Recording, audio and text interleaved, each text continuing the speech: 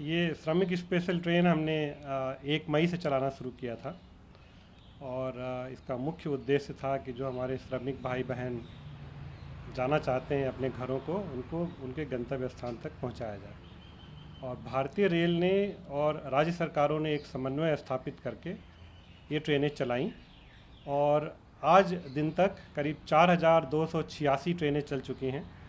58 लाख से ज़्यादा 58 लाख से ज़्यादा लोग जा चुके हैं। पिछले 3-4 दिनों से ये देखा जा रहा है कि जो इसकी डिमांड है, जो ट्रेनों की डिमांड है, जो कि हम प्रतिदिन करीब 250 कर रहे थे, वो धीरे धीरे घट रही है। पहले 170 आई, फिर 137 पे आई और पिछले 2 दिनों में अगर देखें तो हमने 32 और 24 ट्रेनें चलाई हैं। 3 जून को हमने जो राज्य सरकारों के चीफ सेक्रेटरी से एक पत्र लिख के रिक्वेस्ट किया था कि वो अपनी सब रिक्वायरमेंट बता दें, और जो हमको रिक्वायरमेंट मिली वो 3 जून को 171 ट्रेनों की रिक्वायरमेंट मिली।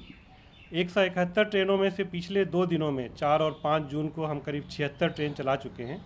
तो जो अब एक रिक्वायरमेंट है वो करीब 95-100 के आसपास की रिक्वायरमेंट है, और जिसमें अगर हम आपको बताना चाहें तो सबसे ज़्यादा इस समय जो रिक्वायरमेंट है केरला की करीब 66 ट्रेन की और तमिलनाडु की 26 ट्रेन की। बाकी राज्यों की बहुत कुछ, किसी की 2 है, किसी की 5 है। और जैसे कि मैंने आपको बताया कि भारतीय रेल ने करीब प्रतिदिन 250 ट्रेनों से ज़्यादा चलाई हैं। तो जो ये रिक्वायरमेंट बच गई है 100 की, भारतीय रेल उसको एक दिन में चला सकती है, लेकिन राज्य सरकारों की कुछ स्टैगर्ड डिमांड है, कुछ उनके जो भी श्रमिक भाइयों की जो रिक्वायरमेंट है उसके हिसाब से उन्होंने कुछ एक हमको शेड्यूल दिया है, जिसके शेड्यूल के तहत मुझे पूरी उम्मीद है कि भारतीय रेल और राज्य सरकारें मिलके अगले आने वाले हफ्ते 10 दिनों में जितने भी हमारे श्रमिक भाई बहन हैं उनको हम गंतव्य स्थान पे पहुंचा देंगे। देखिए, एक बहुत अच्छा समन्वय स्थापित करके भारतीय रेल और राज्य सरकारों के बीच में जो ये हमारे श्रमिक भाई बहन गए हैं उनके लिए हमने एक सुविधाएं क्या क्या देनी है उसका एक प्रोटोकॉल बनाया था। और उस प्रोटोकॉल के तहत जो ओरिजिनेटिंग स्टेट थे, जहाँ से ये श्रमिक भाई चल रहे थे, उनको जो है वो श्रमिक भाइयों के बीच में पब्लिसाइज करना था, उनको अप्रोच करके उनसे रजिस्ट्रेशन करा के उनकी रिक्वायरमेंट लेनी थी कि वो किस स्थान को जाना चाहते हैं। और उस रिक्वायरमेंट के बेसिस पे ओरिजिनेटिंग स्टेट ने एक ग्रुप बनाया 1400 से 1500 लोगों का, जिनके गंतव्य स्थान एक तरफ थे, और उन लोगों की उन्होंने स्क्रीनिंग करी और जो लोग एसिम्प्टोमेटिक थे उनको वो अपने अपने बसों में हमारे स्टेशन तक लेके आए। और जब उन्होंने यात्रा प्रारंभ करी तो प्रारंभ करते समय उनके खाने पीने की व्यवस्था राज्य सरकारों ने की फ्री ऑफ कॉस्ट। और एक बार जब वो हमारी ट्रेन में आ गए तो जो रास्ते में खाने पीने की व्यवस्था थी वो भारतीय रेल ने फ्री ऑफ कॉस्ट उनकी व्यवस्था करी।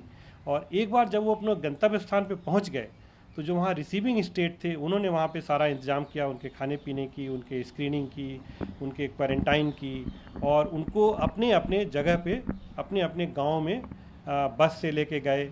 बिहार और यूपी में सबसे ज़्यादा लोग गए वहाँ पे जहाँ पे दिक्कत आई, जहाँ पे राज्य सरकारों को बस चलाने में दिक्कत आई, वहाँ पे रेलवे ने लोकल ट्रेनें चलाई। जैसे कि यूपी के अंदर मेमू ट्रेन, डेमू ट्रेन चलाया, बिहार के अंदर मेमू ट्रेन, डेमू ट्रेन चलाया। तो एक तरह से समन्वय स्थापित करके जो भी हमारे श्रमिक भाई बहन थे इनको बिना किसी किराया दिए सारा किराया राज्य सरकारों ने वहन किया। और खाने पीने का ओरिजिनेटिंग स्टेट में यात्रा शुरू करने से लेके रिसीविंग स्टेट में जब उनकी यात्रा कंप्लीट हुई तो भारतीय रेल और दोनों ही राज्य सरकारों ने मिलके उनके खाने पीने का पूरा इंतजाम रखा, और जिसके लिए कि उनको कोई खर्च वहन श्रमिक भाई बहन को नहीं करना पड़ा। देखिए, हमने एक एडवाइजरी जारी की थी, होम मिनिस्ट्री ने भी एडवाइजरी जारी की थी, हेल्थ मिनिस्ट्री ने भी एडवाइजरी जारी करी थी कि ये जो एक वैश्विक महामारी का समय है, इसमें ऐसे लोग यात्रा ना करें जिनकी एडवांस प्रेगनेंसी हो, या जिनको कोई पहले से दूसरी बीमारी हो, या वो वृद्ध हों या बच्चे हों। लेकिन मैं समझ सकता हूँ कि चूँकि ये श्रमिक भाई बहन अपने घर जाने के लिए बहुत उत्सुक थे, तो ऐसे कुछ यात्री, ऐसी कुछ बहनें जो एडवांस प्रेगनेंसी में थी उन्होंने भी ट्रैवल किया। और भारतीय रेल ने एक पूरा इंतज़ाम किया हुआ था कि जहाँ जहाँ हमको कहीं भी कोई इस तरह का मैसेज आया मेडिकल इमरजेंसी का, चाहे वो डिलीवरी से रिलेटेड हो या किसी की तबीयत ख़राब होने से रिलेटेड हो, उसको हमने तुरंत उसको अटेंड किया और इसी का ये नतीजा है कि जो हमारे पास आंकड़े हैं उसमें करीब 36 बहनें ऐसी थीं जिनका कि डिलीवरी श्रमिक स्पेशल ट्रेन में यात्रा करते समय करानी पड़ी। और हमारे जो भारतीय रेल के जो डॉक्टर और नर्सेज 24 घंटा इसमें लगे और ज़रूरत जहाँ भी पड़ी उनको उन्होंने नियरेस्ट हॉस्पिटल में शिफ्ट किया, जहाँ भी अगर ठीक लगा तो उनको उनके घर तक पहुँचाया। और इस तरह से ये जो एक बहुत ही मुश्किल भरा काम था जो अपने श्रमिक भाई बहनों को उनके गंतव्य स्थान तक पहुंचाने के लिए, उसमें जो भी मेडिकल इमरजेंसी आई, भारतीय रेल के कर्मचारियों ने, भारतीय रेल के डॉक्टर्स ने, भारतीय रेल के नर्सेज ने 24 घंटे मेहनत करके उसको एक इस तरह से अंजाम दिया कि ताकि किसी को दिक्कत ना होने पाए। ये जो हमने ट्रेनें चलाई, इसका मकसद ये था कि भारतीय रेल का जो पूरा नेटवर्क है उस पर कम से कम कुछ न कुछ ट्रेनें हों। और ये बात सही है कि इस वैश्विक महामारी के दौर में केवल वही लोग यात्रा कर रहे हैं जो कि बहुत एसेंशियल है, चाहे वो इकोनॉमिक एक्टिविटी के लिए एसेंशियल हो, चाहे उनकी ऐसी घरेलू परिस्थिति हो, तभी वो लोग यात्रा कर रहे हैं। और हम भी ये सबसे अनुरोध कर रहे हैं कि जब बिल्कुल आवश्यक हो तभी आप यात्रा करें। और जो ये हमने 203 ट्रेनें चलाई हैं, 30 ट्रेनें हमने 12 मई से चलाई थी और 1 जून से 200 ट्रेनें और चलाई हैं। उस 230 ट्रेनों का चयन हमने इस तरह से किया है कि भारत के हर कोने में ये ट्रेन पहुंच जाए, ताकि अगर किसी को आवश्यक जर्नी करनी है तो वो करें। दूसरा, हमने ये ध्यान रखा कि जिन रूट पे पहले वेटिंग लिस्ट बहुत भरी रहती थी और जिस रूट पे ज़्यादा ट्रेवल की ज़रूरत होती थी, उस रूट पे हमने ज़्यादा ट्रेन लगाए हैं।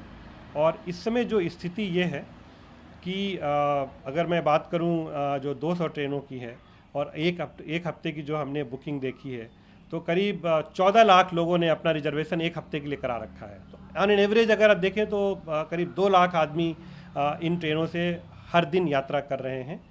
और इसमें ये बात सही है कि कुछ ऐसी सेक्टर हैं, खास करके जो रिटर्न जर्नी है। जैसे मैं आपको एग्जांपल के तौर पे बताऊं कि अगर हम बॉम्बे से गोरखपुर की ट्रेन लेते हैं तो वो ट्रेनें भरी हुई जा रही हैं, और गोरखपुर से बॉम्बे लौटने के लिए ट्रेन है तो उस ट्रेनें अभी काफ़ी खाली हैं। लेकिन देखिए, एक इसका फ़ायदा ये है कि जैसे जैसे स्थिति सुधरेगी और जैसे जैसे इकोनॉमिक एक्टिविटी बढ़ रही है, तो कोई अगर श्रमिक भाई बहन अगर वापस जाना चाहते हैं अपने काम पे, अगर कोई ऐसा निर्णय लेते हैं, तो ये ट्रेनें उनके लिए बहुत मददगार होंगी, क्योंकि उसमें अभी वेटिंग लिस्ट भी नहीं है, सीटें अवेलेबल हैं। तो ये एक हमारी कोशिश है कि जो हम ये 230 ट्रेन चला रहे हैं उससे सबको एक आवश्यक यात्रा करने के लिए मौका मिले, और अगर कोई भाई बहन वापस जाना चाहते हैं अपने काम पे तो वो भी इन ट्रेनों का उपयोग कर पाए। देखिए, इसमें मिनिस्ट्री ऑफ होम के भी गाइडलाइंस हैं, ministry of family and health welfare की भी गाइडलाइन हैं, और हमारे मिनिस्ट्री ऑफ रेलवेज की भी गाइडलाइन हैं। जो ब्रॉडली हम लोगों ने किया है कि इसमें ये जो हम ट्रेनें चला रहे हैं इसमें कोई अनरिजर्व डिब्बा नहीं है, क्योंकि आप जानते हैं कि अनरिजर्व डिब्बा में बहुत लोग बैठ जाते हैं और दिक्कत होती है। तो हमने अब सारे रिजर्व कंपार्टमेंट रखे हैं, और जितने बर्थ हैं उस बर्थ से एक भी ज़्यादा उसमें हम यात्री को नहीं ले जा रहे हैं। और ये हमने कहा है कि जिसका कंफर्म्ड रिजर्वेशन है उसी को स्टेशन पे एंट्री दी जाएगी और वही लोग यात्रा करेंगे। हमने ये भी कह दिया है कि टीटी को कोई अधिकार नहीं है कि वो रास्ते में किसी भी यात्री को उस ट्रेन में बिठाए, क्योंकि जो ओरिजिनेटिंग स्टेशन है या जहाँ पे ट्रेन रुक रही है, ऑफिशियल स्टॉपेज है, वहाँ पे हमने ये व्यवस्था की है कि जो भी यात्री आते हैं तो उनकी हम स्क्रीनिंग करते हैं, देखते हैं कि वो एसिम्प्टोमेटिक हैं। स्टेशनों पे आपने देखा होगा कि हमने पूरा ये इंतज़ाम किया हुआ है कि सोशल डिस्टेंसिंग करें, हर जगह गोले गोले बना रखें ताकि उन गोलों पे लोग खड़े रहें। हर जगह हमने स्क्रीनिंग का इंतज़ाम किया है। जो बड़े स्टेशन हैं जहाँ पे ज़्यादा यात्री आते हैं वहाँ पे हमने ऑटोमेटिक थर्मल कैमरा लगाए हुए हैं कि जहाँ पे यात्री अगर वो कैमरे के थ्रू जाते जाएँ तो अपने आप पता चल जाता है अगर किसी का टेम्परेचर ज़्यादा है। तो इस तरह से ये इंतज़ाम हमने किया हुआ है कि जब वो यात्री स्टेशन पे हों तो सोशल डिस्टेंसिंग हो, उनकी स्क्रीनिंग हो। जब वो यात्रा कर रहे हों तो किसी भी डब्बे में जो जितनी सीटें हैं उससे एक भी आदमी एक्स्ट्रा नहीं बैठे, तो वहाँ पे सोशल डिस्टेंसिंग करें। तो इन सब चीज़ों को ध्यान में रखते हुए हमने किया है। दूसरा, हमने एक कोविड को ध्यान में रखते हुए राज्य सरकारों की एक ये रिक्वायरमेंट भी थी कि हमने रिजर्वेशन का जो फॉर्म है उसमें उनके डेस्टिनेशन का एड्रेस ले रहे हैं हम, कि आप जहाँ जा रहे हैं वहाँ पे कहाँ रुकेंगे। ताकि अगर कोई कभी कोई दिक्कत आए तो उनकी ट्रेसिंग आराम से किया जा सके। तो इन सब चीज़ों का ध्यान रखते हुए हम लोग पूरी कोशिश कर रहे हैं कि जो भी यात्री रेल से यात्रा कर रहे हैं वो सुरक्षित रहें। जहाँ तक हमारे कर्मचारियों का सवाल है, पिछले 2 महीनों से हमने सबको एक तरह से जो भी इसके गाइडलाइंस हैं उसके बारे में उनको बताया है, और हर जगह, चाहे वो मेंटेनेंस का काम हो, चाहे वो कोच के रख रखाव का काम हो, चाहे कोच के सैनिटाइजेशन का काम हो, स्टेशन का सैनिटाइजेशन का काम हो, एक सेट प्रोटोकॉल बनाया हुआ है। और ये इंश्योर कर रहे हैं कि सब लोग, हमारे जो सारे कर्मचारी हैं, 12 लाख से ज़्यादा कर्मचारी जो पूरे कमिटमेंट के साथ काम कर रहे हैं, वो खुद पहले अपने आप को सुरक्षित रखें और उसके बाद जो यात्री आ रहे हैं उनकी सुरक्षा का भी ध्यान रखें। ये एक भारतीय रेल की पहल थी। हमने 5000 से ज़्यादा ट्रेनें, ज़्यादा कोचेज, हमने उसको कोविड केयर सेंटर के रूप में कन्वर्ट किया है। और हर कोच में जो हमने बर्थ क्रिएट किया है वो 16 बर्थ। एक कोच में 16 पेशेंट्स जो कोविड के हैं वो उसमें रह सकते हैं। और उसमें हमने हर तरह का इंतज़ाम किया हुआ है। और एक ट्रेन बनाई है, उस ट्रेन में एसी कोच का एक एसी कोच रखा है जहाँ पे कि डॉक्टर और नर्सिंग स्टाफ वो रह सकते हैं, अपने सारे मेडिकल इक्विपमेंट रह सकते हैं। और ये जो कोविड केयर सेंटर के लिए जो ट्रेनें हमने बनाई है उसका मुख्य उद्देश्य ये है कि जो दूर दराज के एरिया हैं, जहाँ पे कि अगर कुछ हॉस्पिटल बेड्स की कमी है या कुछ इस तरह की दिक्कत है, तो वहाँ पे हम इन कोचेज को ले जा सकें। बिकॉज ये कोचेज ट्रैक पे चल के कहीं भी पहुँच सकते हैं, तो वहाँ पे ले जाएं, पेशेंट्स का ध्यान रखें। दूसरा, इसका जो सबसे बड़ा फ़ायदा होने वाला है कि अगर हमको कुछ पेशेंट्स को नज़दीक के किसी हॉस्पिटल में लेके जाना पड़े, किसी दूर दराज एरिया में हॉस्पिटल नहीं है, और अगर 40 किलोमीटर, 50 किलोमीटर या 100 किलोमीटर की दूरी पर कोई हॉस्पिटल है, तो उनको हमको ले जाना पड़े, तो उस कोविड केयर सेंटर के कोचेज में उनकी देखभाल करते हुए उनको हम हॉस्पिटल तक पहुंचा सकते हैं। तो ये करीब 80,000 से ज़्यादा बेड्स हमारे तैयार हैं। और जैसे जैसे राज्य सरकारों की रिक्वायरमेंट आएगी, एक ministry of health and family welfare ने अपना एक प्रोटोकॉल इशू किया हुआ है, उस प्रोटोकॉल के तहत हम राज्य सरकारों को ये कोविड केयर कोच सेंटर की ट्रेनें उनको हैंड ओवर करेंगे। तो ये हम कह सकते हैं कि मूविंग कोच है, जहाँ पर ज़रूरत होगी वहाँ पर जा सकते हैं। बिल्कुल, जहाँ पे ज़रूरत होगी ये ट्रेन जा सकती है, वहाँ पे ट्रेन रहेगी। और उसमें एक सेट प्रोटोकॉल तय हुआ है कि ये कोविड केयर कोच जो है वो वहाँ की जो राज्य सरकार हैं, उनकी जो हेल्थ यूनिट्स है, उनके देख रेख में पेशेंट को लुक आफ्टर किया जाएगा। और भारतीय रेल उसमें जो भी मदद कर सकती है, चाहे वो पेशेंट्स की लिनन की व्यवस्था हो, चाहे उनके खाने पीने की व्यवस्था हो, या कोचेज में साफ़ सफाई की व्यवस्था, वो सब भारतीय रेल करेगी। तो एक ये टीम वर्किंग है, भारतीय रेल और राज्य सरकारों के बीच में एक ये टीम वर्किंग है।